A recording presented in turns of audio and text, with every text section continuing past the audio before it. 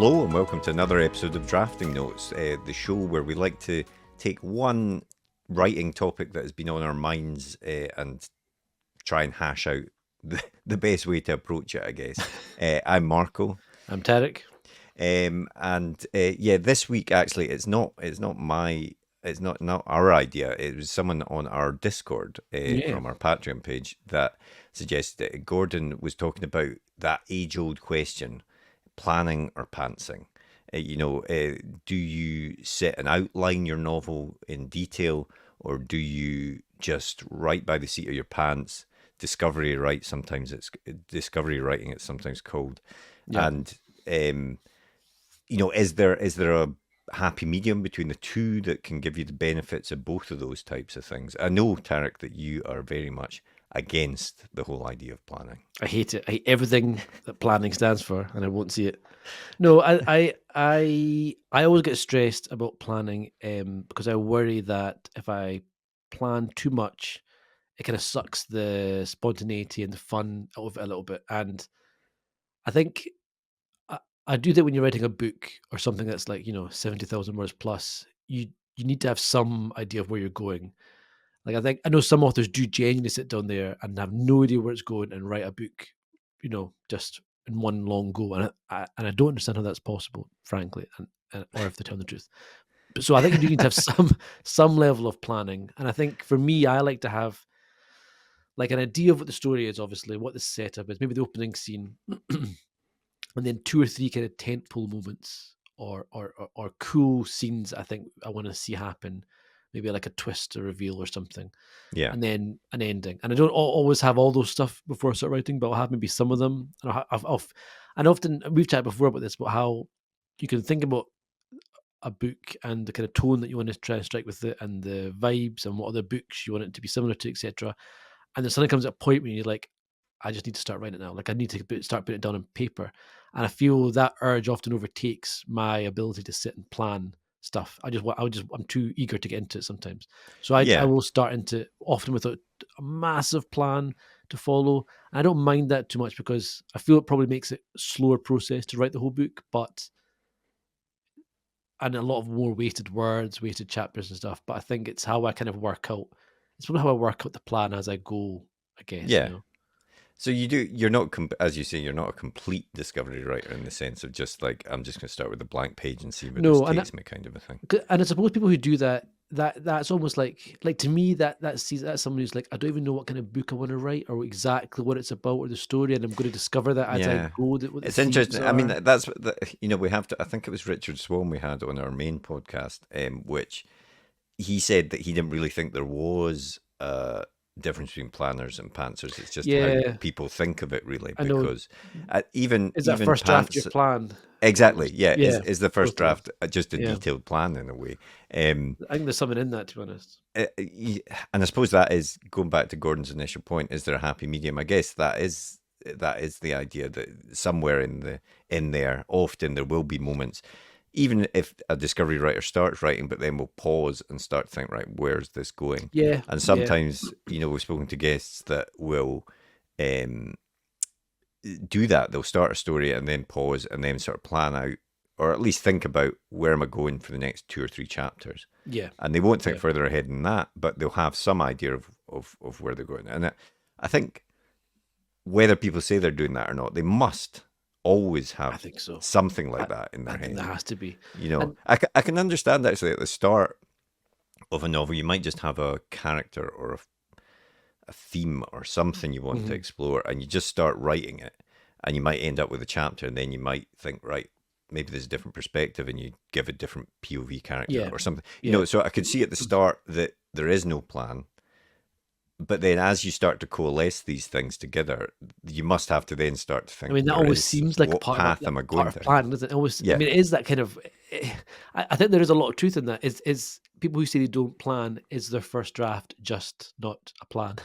They've spent the time hashing out what the story is by trying to write it, as opposed to sitting down and just virtually writing it in their head. And I think even people who don't plan or say they plan, like I don't really sit down and map a story out from A to Z before I start writing it, which I know a lot of people do. And I know a lot of people have, like, I mean, chatted to I forgot her name, Sam Dix Holland. Holland. She had a system of like, you know, um, spreadsheet and sticky notes on the walls, and very much a save the cat type formula. This is the Yes. structure I'm going to follow, and I will fill in the gaps, and I'll build the whole structure up from A to Z before I start writing. And that is the opposite to me, I suppose, because that Mhm. that feels very much like I sit down and I will plan it out properly.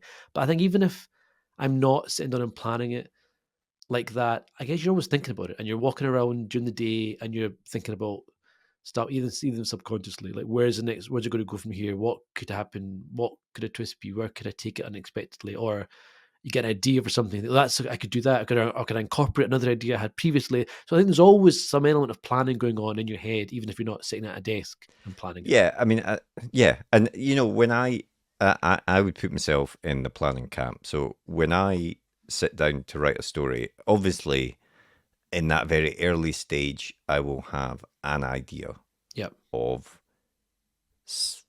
Normally, it'd be cool to tell a story around this or that. So I don't have a clear, I've not got an idea of the whole story, but I've just got something. But then I think this is where the planning comes in, the planner comes in, is that I won't sit down to start writing it.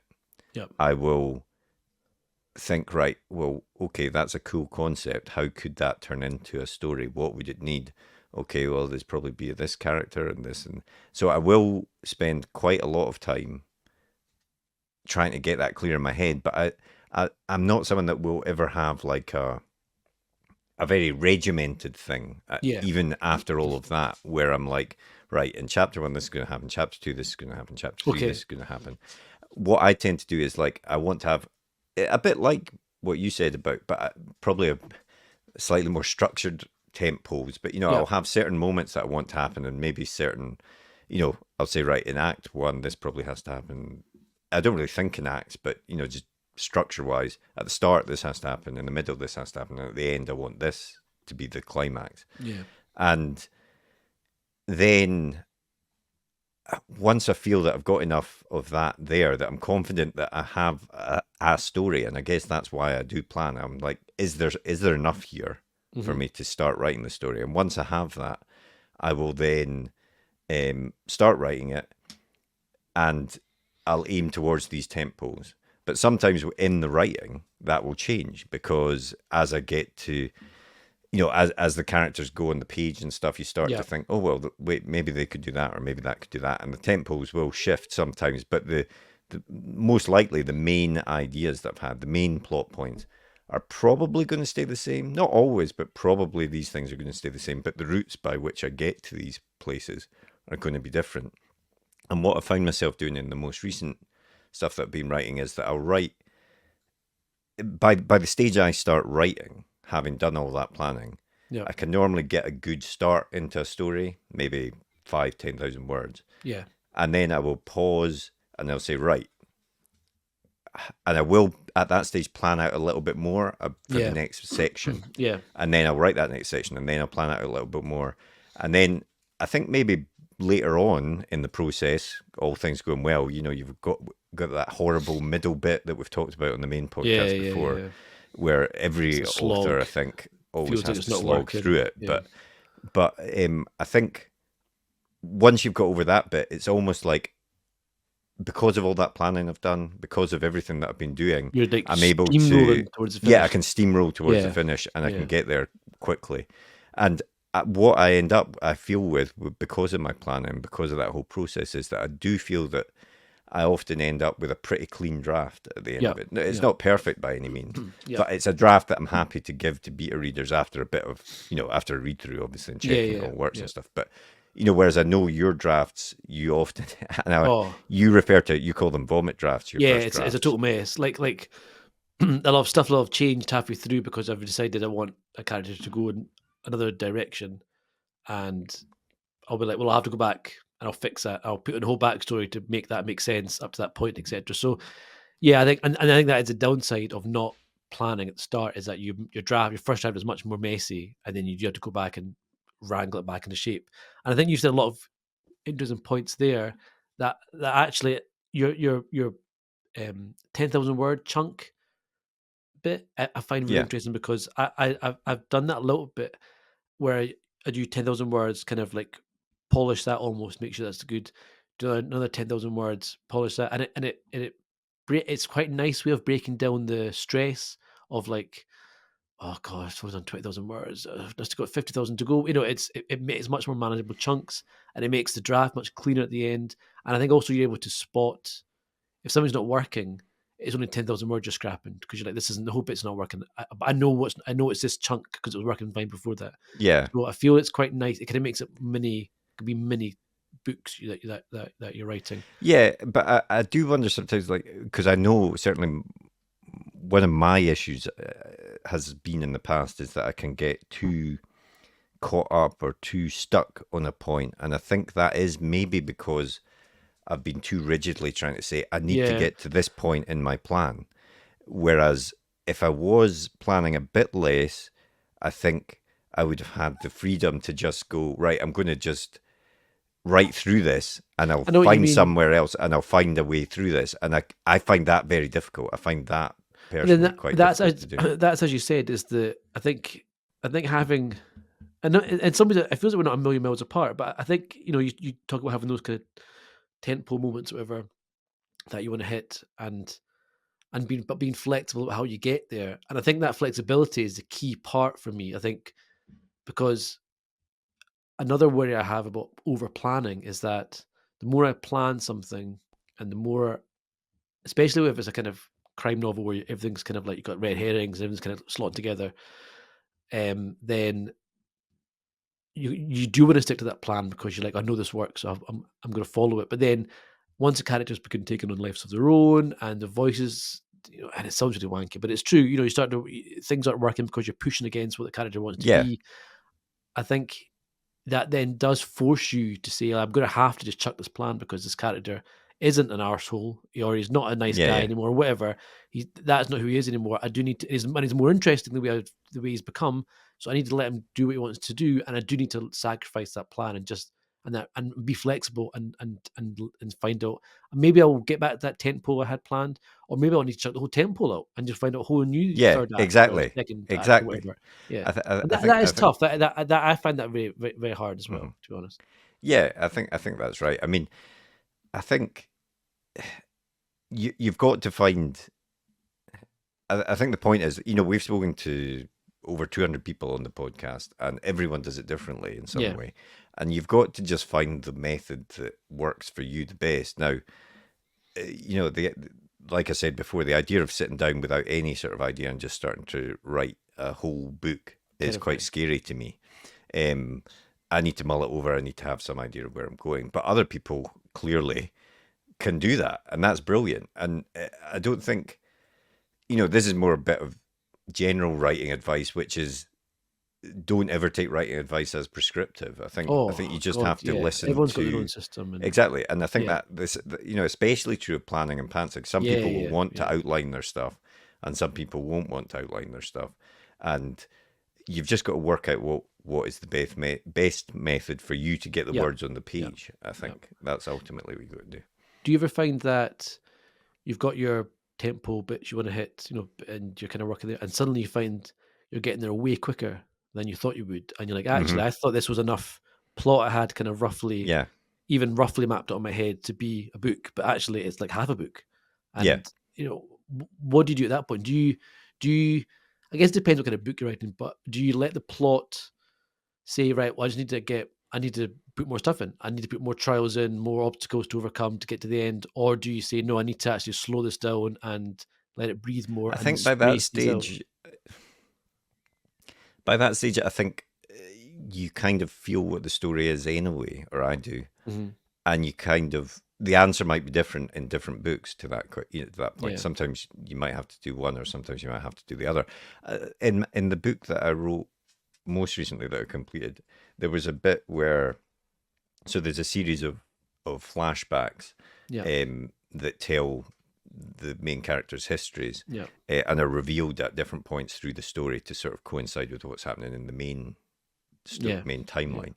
And the flashbacks, I had in my plan, I had an idea that there was a certain flashback that I was going to do at this point in the book, and when I was writing it, it just didn't work. It didn't work in that bit, and I was like, do I scrap the whole flashback? But then when I sat down and thought about it, I was able to just remold and just, as I said, find a different path. And the flashback still exists, but it's much later in the book now than it was going to be originally.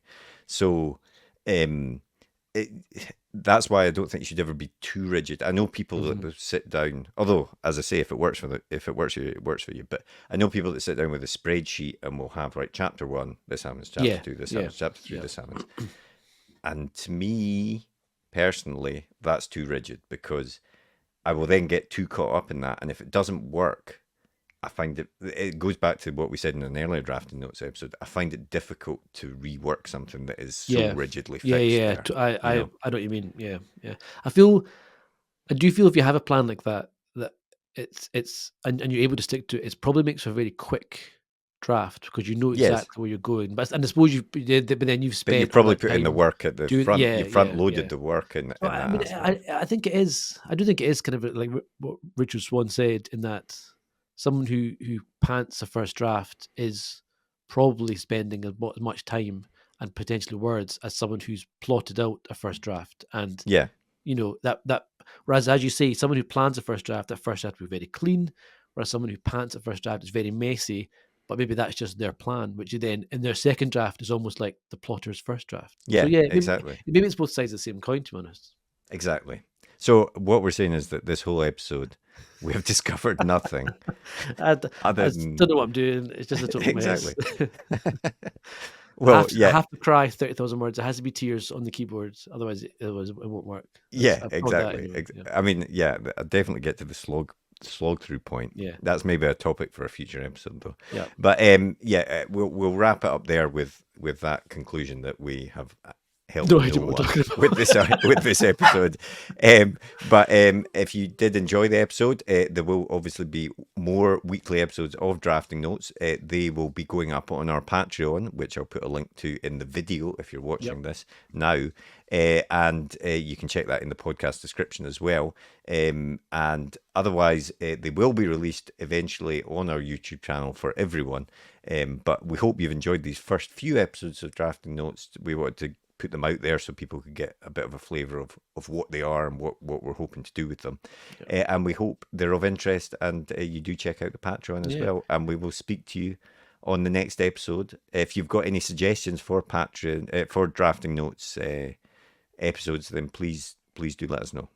Yeah, it really feels like we're selling drugs with these. You know, that you give them the first few a little. Exactly, taste. That's it. Exactly, that's what we're trying to do. And then you lock the rest away behind cold hard cash. You don't hear anymore. Exactly. But no, please do get in touch if you have any questions, comments, if you want to hear anything else, and join the Patreon if you want to hear these episodes weekly. Yeah.